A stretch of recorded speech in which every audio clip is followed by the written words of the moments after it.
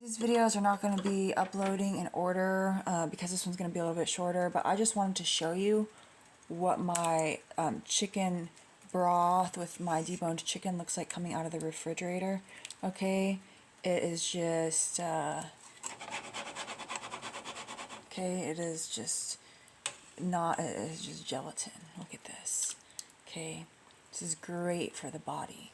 You know, if you're trying to do a keto diet and you're not incorporating homemade bone broths, nice salty homemade bone broths full of fat and this kind of gelatin, okay, you're just not doing it right. Now I even have some organ meat kind of crumbled up in here. Some of it I saved for the homemade cat food that I'm trying to make though. I never really done that before, but I'm trying to do a slightly more advanced homemade cat food. I don't know how it's going to work out. Okay, but broths are great. Now sometimes chickens, the bones can accumulate fluorides and things like that. You know, so if you have a place that sells like grass-fed cattle bone, which sometimes, like if it's like a full butchery, sometimes it's actually cheaper than you would think if you can even find a place that sells it. All right. But that's the best bet, and then you roast those ahead of time. Now, since this is non-organic chicken, and then these are non-organic root vegetables, I am gonna be sneaking in a little bit of borax into my soup, okay? So some people, borax is primarily composed of boron. Okay, people talk all sorts of smack at me. Oh, that's an insecticide. Well, guess what? You know, vitamin D is rat poison.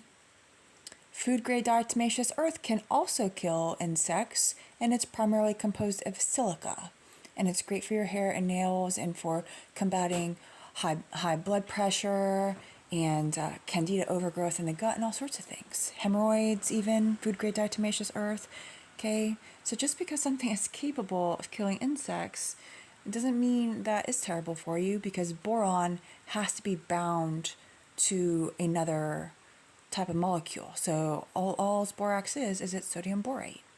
Okay, so because this is going to be a little bit heavier on the fluoride, you know, boron is capable of decalcifying the pineal gland, for example, decalcifying calcified biofilms in the joint from infectious disease causing arthritis such as Lyme, etc.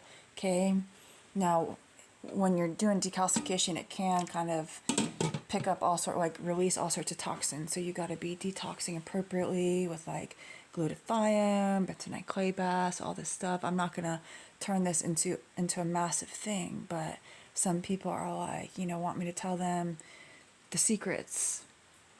And so I'm gonna hide some borax in my soup, and it's not even gonna be tasteable. Okay. So it's about as toxic as table salt. Okay. You know, some people that take it for arthritis, etc., it's only like a 1/16 teaspoon a day dissolved in hot water. Okay. Boron is actually required for proper calcium mobilization.